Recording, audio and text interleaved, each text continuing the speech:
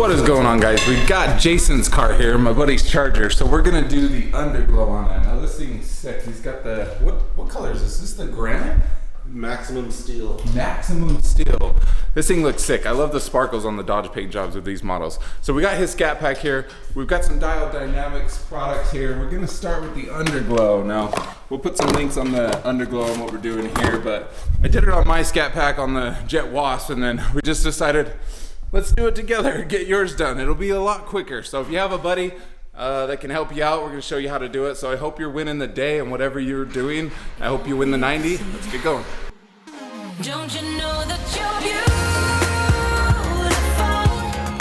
just the way you are, just the way you came. Don't you know that you're beautiful? Jason brought his jack. Hey, I have that same jack right over there. We're gonna twin jack the front end, take off the tires. So Jason's already got the tires on. So the thing we have to do with these is, to do it properly, if you just want to slap underglow on there, you can definitely slap it on there and just run wire somewhere. But to do it properly, you really want to run the wires through the wheel well so they're tucked up into there and everything's clean and looking good on your car. So we're gonna jack up the car, run the underglow through the wheel wells, but let's get going. All right, so the diode kit comes with different little sections. Is this one of the front sections? Yeah, it's got two short ones. Two short ones for the front, so you can, that's kind of nice, so you can actually... One short, one for the front, and one for the back. Oh, one for the back, okay. So, yeah, should be enough. And then all these in between, so these are nice that they're all separate. So when you're buying some of the cheaper kits, they don't come with the separate wires and connectors like this. They're gonna be like a one-piece kit where they connect at just one point on the LED lights and you don't have the wire. So this is kind of a nicer kit if you want to go with the diode kits. Obviously you have to have a controller, so you got the Bluetooth controllers, right? So you can control it via the app. So the Bluetooth controllers will help you a lot. If not, you're gonna sit there with the little remote and be trying to do it. So we'll figure it out. We're getting the wheels off right now. Let's get her done. All right, so we got the wheels off, basically. Just getting that off so we can get into here. We're gonna run the wires up through there just to make it easier. And then what you want to do when you're getting under, let me get under here for you. So what you got to do, what we've decided is this is about, in this particular version, so my version, they modified this piece and they put a little lip under it. So mine is tucked up under this lip on mine. He just has this plate right here. But this is basically as long as the strip. This little piece right in there is just as long as the LED strip. So we're gonna put that in there, but what you gotta do, you gotta take some rubbing alcohol. So I got some rubbing alcohol, put it on a cloth. He cleaned it with his chemical guy's cleaner there, and then I rubbed it down with some rubbing alcohol. You want these things to stick so they don't come off. So once you get the rubbing alcohol on there, wipe it down, then it's gonna stick better.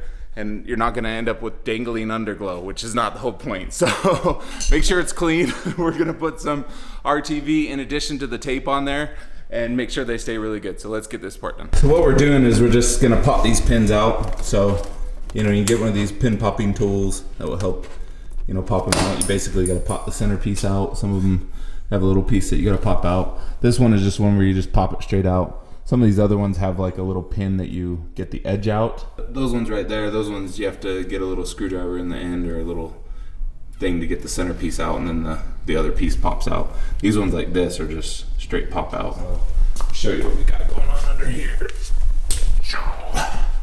All right, so that strip fit perfect right in here.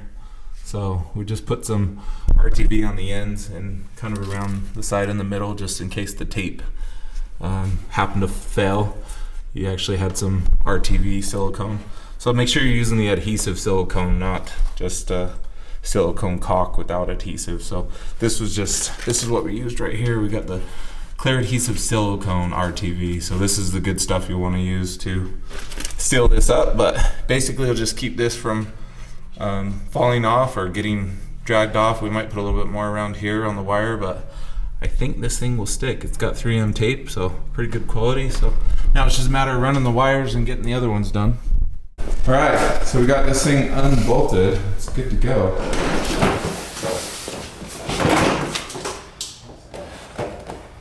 for a hooked to fog light over here. Yeah. Alright, so we got this little bottom piece off. This headlight. Just looking at how we want to attack baking it open or heating it open and prying it open. So just gonna check it out and see how we bake these bad boys open. Alright, so we got the headlight baked open. Starting from this corner was a lot easier to start doing it, and we kind of wedged it in there. You kind of start marking the housing a little bit. I mean, I think it's just going to be a casualty of the situation. So we'll probably try to heat that up and make it a little structurally sound again before, but now we're just trying to get all this stupid adhesive off, and it is a pain in the ass. So we'll see how it goes. Right now it's just a screwdriver that fits the width of it, trying to wedge it out. But yeah, this is probably the worst part of the whole thing, is trying to get the glue out so you can get it done and reset. Right. We got the headlights open. These just have 4 Torx. I think they're Torx 20 to take these off.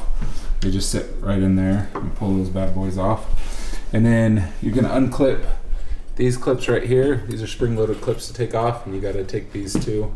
So if you've got 2015, you're gonna be running the old version. The new version doesn't have three deals. It either has 1 or 2. So anyways, and then it's just another T20 Torx 20 to get that screw off, and then you kind of got to pry the old DRL board off and wire the new one on, and then we're basically going to feed these through. So these kind of come as a wiring harness, so you're going to have to line these ones up and then cut a hole in the housing somewhere in the back. We're going to try to figure out where's the best way to do that, and then drill a hole for this connector to get through, because it's got to be big enough to fit through that whole connector, which is kind of crazy, but we'll get it through and get it going. A hole big enough to fit there? Yeah.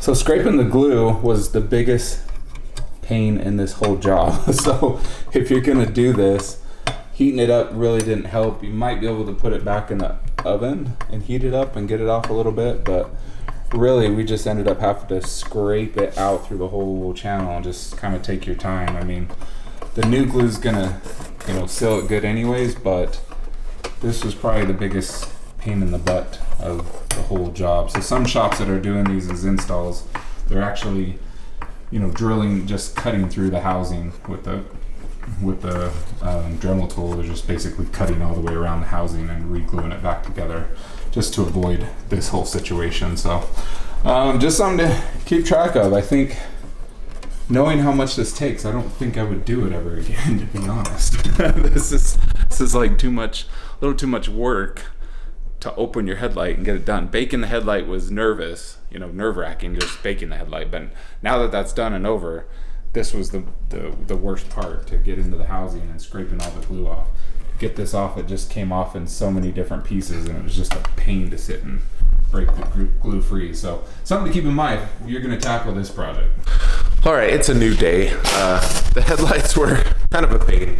So I would recommend, if you're gonna do the DRL, so these are baked open, we got the glue, baked them back together. We ended up cutting a little slit on this side to feed the DRL and demon eye lights through, but tested them, they're all working good. Baked the headlights back together with putting the butyl, but that was a literal pain in the butt. So they're not really designed very well to take apart. So to do the demon eyes is, just know that you're gonna struggle, because the clips in there, we ended up breaking, how many did we break? 3? We broke 3 of the 6 clips that hold the projector assembly together. There's no other way to get the demon eyes in there. And then Diode Dynamics says, oh, we made it easy with these brackets. Well, those brackets don't fit the chargers very well. So we ended up just having to drill a hole in the housing of the projector lens housing in the top and facing it from the outside down to get it to work properly. So I don't know that I would recommend doing the demon eyes on this headlight assembly. You're probably better off paying the $1,000 or whatever to get an aftermarket version that already has them, if that's something you really want, or paying the $1,000 for a shop to install them. Doing them yourself, kind of a pain in the butt. We were at it till about 11:30 last night, and Finally got them done, so they're here. The next step on the car is we're actually going to take apart the air intake right now. So Jason's getting that apart. The thing that we're trying to do is put the Hellcat Lower assembly in while we got the bumper out, and this is the best time to do it. So the next thing, we got the grill going on. We're going to be replacing this with the snorkels and the snorkel lights in there. And then we got the Hellcat Lower. It's going to go in here. So we're just getting the airbox apart and getting that going. This is the lower grill swap. So which one's the new one? This is the old one. This is that's the old one. Oh yeah, you can see that one. That one's cracked. So much wider slot openings when you're doing the lower and upper conversion kit. Now you got this from just Steve White Motors. I can't remember. Yeah, Steve White parts. Yeah, and this is just a normal Scatpack, or It's just the newer version, the 19. Okay. All right, so yeah, so you can go to Steve White Motors. He's done a good job. We've ordered a bunch of parts. That's where you can get the Hellcat Lower. They do a good job. They have an eBay store, but you can also just call them direct. I think they're in like Indiana or something. New Jersey. New Jersey? Yeah, I don't know. They're over. It's actual Mopar parts. Yeah. Yeah, they're 100% Mopar parts, so you're gonna get this stuff with factory stickers on it and that. We're not using these because we're actually using the switchback DRLs here. We'll show you how to plug those in. But basically it's giving you the shroud to the Hellcat arm, and then they're giving you the new Hellcat Lower so you can pop that in. We're not popping that in yet because we're gonna get all the wiring done for the headlights. So let's come over here. So what we got going on here is basically going to use these middle two pins on the top. One's for the DRL and one's for the ground. Is that what it is, or the turn signal? Park light, and for which one? The snorkel lights or On the headlight assembly. So we're using the DRLs and the and the turn signal. So one of them we're going to tap in for the turn signal, and one of them we're going to tap in for these. So basically just cut the tape back a bit so we can access these to put the splicers in, and then we're either gonna tap in the to the side marker, so when you start the car these snorkels come on, but we'll show you that. We've got some extra. All right, so we got this ready to pop out, the upper piece. gotta pull these. Get it reversed out. Yeah. Gotta take those bumpers out, and then there's these little clips that come in on the side right here. These ones are the old push pin type, where you actually have to, they're not the pop kind. These ones you actually have to push this pin all the way in so it comes out the clawways, because you know, if you worked on any of the earlier Mopars, they've had these little clips. So they're kind of annoying, but that's how you get them out. This will be pushed all the way in. We have them sitting in here just to, and that blocks these claws out. And so you just push that pin all the way in and don't lose it. And then you can push it back in. Once you push this in, it obviously locks those back in. So it's like we're gonna have to take off the little bumper supports. All right, so here's the old, what year Chargers is yours? 18. 18. So this is what the 2018 Grow came with. This is the Scatpack replacement here. The only difference, he doesn't have the badge, and I don't know, you're not really going to do a badge, right? No. Just going to go badgeless. So I'm not kind of a pain. You're not. I'm not gonna up badge. No up badge. Yeah, let's do some Hellcat. Don't put an SXT on it. So anyway, so yeah, it looks good. It was kind of a little bit of a pain. You just had to muscle it out of these little clips. So these little clips right here, I don't know if you can see them, these top and the bottoms right here. These ones push out and those ones push out, and then just kind of, it's better if you have two people so you can rip it out. But Jason said he'd rather do this 100 times than headlights again. So that says a lot about pulling open those damn headlights. So yes, sir. All right, well, we're gonna get this put back together and then start on the wiring on the DRLs and everything that we got to get in here before we put the bumper back together. So, but yeah, there she is. New openings, so much larger openings. Looks good, looks good. Excited to get it put back together, but got a lot of wiring before we get to that point. We're trying to do the shield.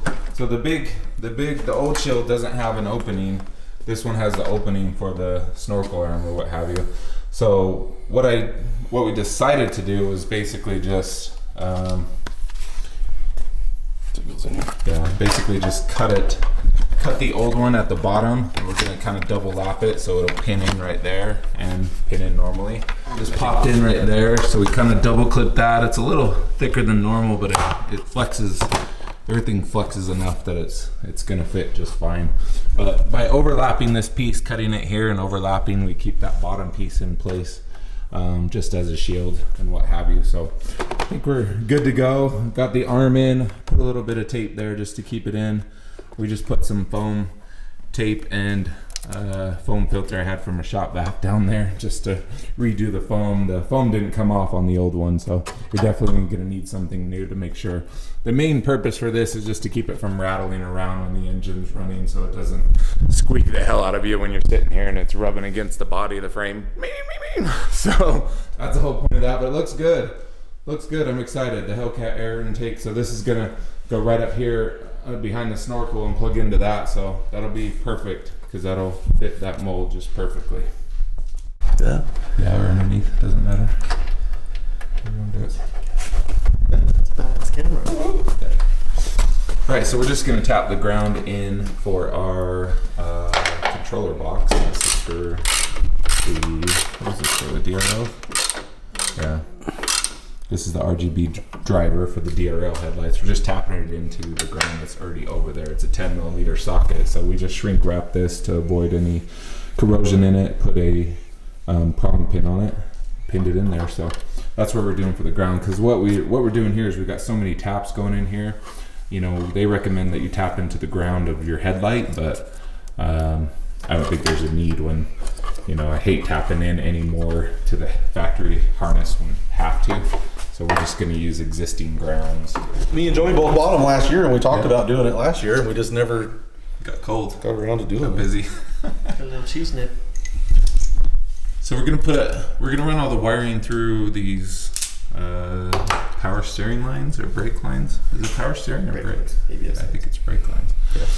So there's this nice little thing tucked up under here that we can run the wire. So once we get everything in place, we'll tighten these up, zip tie them up, and make it good to go. That's pretty So because we're doing the demonized, we gotta have 2 controller boxes. We actually have to have the Demon controller box and the RGB headlight controller box. So because we're doing that, we already put the ground, but we're gonna undo it and put both of the grounds together. So, you know, if you're doing the demonized, which I don't recommend, have a shop do it, because that was a pain in the butt. Make sure you put both grounds together on the same point. That way you're not adding multiple grounds and multiple connections. We're just gonna sync them both together. So. All right, so we've got all of our taps here. These are multiple taps because we're doing a lot of electrical work. So one of these is going into the turn signal. One of these is going into the headlight. One of these is going into the DRLs. And the other one, what is the fourth one going into? What was it? Fourth one? Well, one's snorkel. Yeah, so one's Turn snorkel, signal. which turns off when the headlights. You've got Right. park light, Yep. headlight, Park and light. then demon. Demon. Yep. So, anyways, if you're doing this much, just know you're gonna have multiple taps. These are the taps that Diode Dynamics comes with, so you can plug in every one of your driver boxes. We're tapping the power for these into the marker lights on the side. So the snorkel lights will come on. These things will come on when you do the remote start, because those side markers come on at night when you do your remote start, and you'll have your animation there. Then over here, we're working on the grill lights. So we decided we're gonna do 2 grill lights on the back, just right inside this bumper, and then a third one underneath here, because the bumper doesn't actually sit that far. The bumper only sits about this far where this little crease is. It just barely goes over that crease. So I think if we stay inside of that on the bottom, we'll be good to go. So we're doing separate controllers for everything.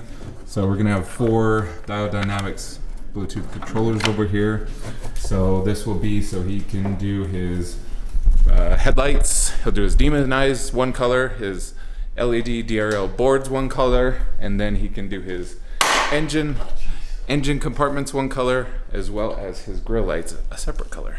So that just helps it. So when his grill lights are on, he can keep those on and not have his engine bay lights on. So that's kind of the plan, what we got going on. Now we started tearing apart this, because this is actually where we're gonna do the underglow. Gotta come in here. You got a little plug right here we can drill through to get underneath. So once we get that done, we'll show you that and get that finished up. It's coming together. Kind of a lot of work, kind of a pain to do all of this at once. But if you got it torn apart and the bumper's off, you might as well get it done all in once. So. Oh man, 2 days later, 2 full days, we got it all done. So kind of quit filming after doing it for too many hours. So